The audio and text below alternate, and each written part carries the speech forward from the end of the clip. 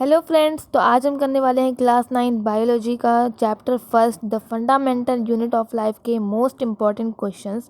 तो इसको देखने के बाद आपका जो चैप्टर अगर आपने पढ़ लिया है तो ये वाले क्वेश्चन आप देख लो तो आपका चैप्टर बिल्कुल क्लियर हो जाएगा, पक्का हो जाएगा बिल्कुल। तो ये बेस्ट एनसीईआरटी के क्वेश्चंस हैं। तो बिना देरी के इस वीडियो को स्टार्ट करते हैं। चलिए तो बढ़ते हैं क्वेश्चन नंबर फर्स्ट की तरफ। तो क्वेश्चन नंबर फर्स्ट हमसे पूछ रहा है living cell were discovered by. तो अगर आप सोच रहे हैं कि इसका आंसर है रॉबर्ट हुक, तो ये बिल्कुल गलत है, क्योंकि रॉबर्ट हुक ने ही डिस्कवर किया था सेल, बट वो सेल डेड थी। तो इसका सही आंसर है लिविंग हुक। तो जिसने इसका लिविंग हुक बताया उसका ये आंसर सही है। तो बढ़ते हैं अपने क्वेश्चन नंबर सेकंड की तरफ।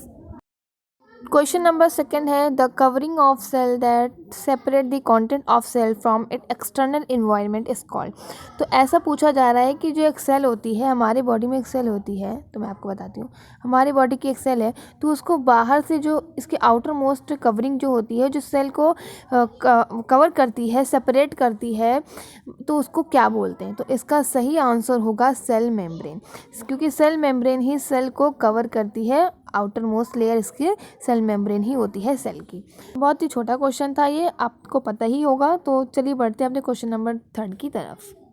क्वेश्चन नंबर थर्ड में हमसे पूछा जा रहा है प्लाज्मा मेम्ब्रेन इज कॉल्ड। तो फर्स्ट है सेलेक्टिवली परमिएबल, सेकंड है इम्परमिएबल, थर्ड है सेमी परमिएबल और डी है परमिएबल मतलब फोर्थ है परमिएबल। तो इसका सही आंसर होगा सेलेक्टिवली परमिएबल, क्योंकि ये सेलेक्टिवली परमिएबल इसलिए होती है ताकि कोई भी मॉलिक्यूल सेल के अंदर आ सके और जा सके। तो इस वजह से प्लाज्मा मेम्ब्रेन सेलेक्टिवली परमिएबल होती है। आई थिंक आपको क्वेश्चन समझ में आ गया होगा। तो बढ़ते हैं अपने क्वेश्चन नंबर फोर्थ की तरफ। नंबर फोर्थ में हमसे पूछा जा रहा है which is the largest cell organelle present in plant cell. तो प्लांट सेल में सबसे बड़ा सेल ऑर्गेनेल कौन सा है जो कि प्रेजेंट होता है?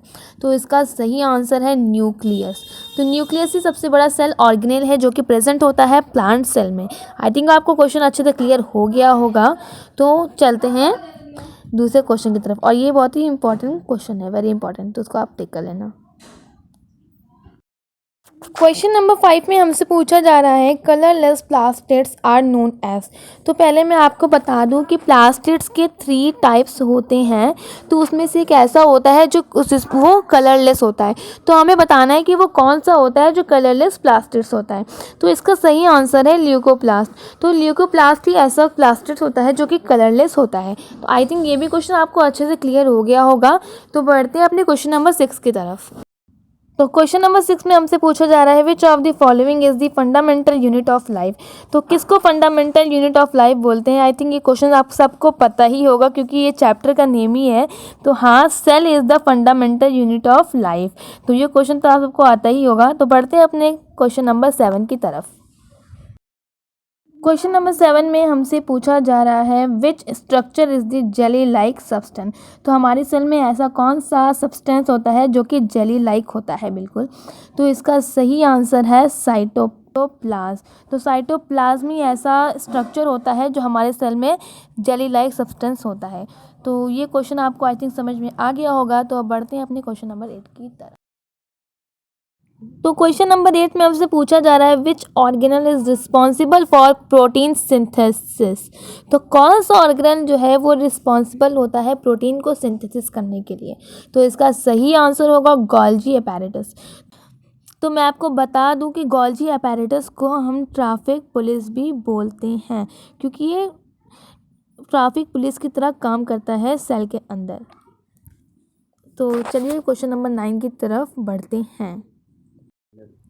तो क्वेश्चन नंबर 9 में हमसे पूछा जा रहा है kitchen of this cell is known as. अगर आपको याद आ गया होगा तो मैंने अभी पीछे आपको बताया था कि किचन ऑफ दिस सेल किसको कहते हैं। अगर नहीं याद आया तो कोई बात नहीं। तो इसका सही आंसर है प्लास्टिड्स। तो प्लास्टिड्स को ही किचन ऑफ द सेल बोलते हैं। आपको याद आ गया होगा तो बहुत अच्छी बात है। आपको मिलते हैं 10 में से 10। तो क्वेश्चन नंबर 10 की तरफ पहुँच जाते हैं अब। तो क्वेश्चन नंबर 10 में हमसे पूछा जा रहा है is called the power house of the cell. तो किस ऑर्गेनल को पावर हाउस ऑफ सेल बोलते हैं? तो इसका सही आंसर है माइटोकॉन्ड्रिया। तो माइटोकॉन्ड्रिया को ही पावर हाउस ऑफ सेल बोलते हैं। आई थिंक आपको ये 10 क्वेश्चन बिल्कुल अच्छे से तैयार हो गए होंगे। और इसमें से ही आपसे एग्ज़ाम में क्वेश्चन पूछे जाएंगे, तो इसको आप बिल्कुल अच्छे से करके जाना, तो आपके मार्क्स अच्छे आ जाएंगे।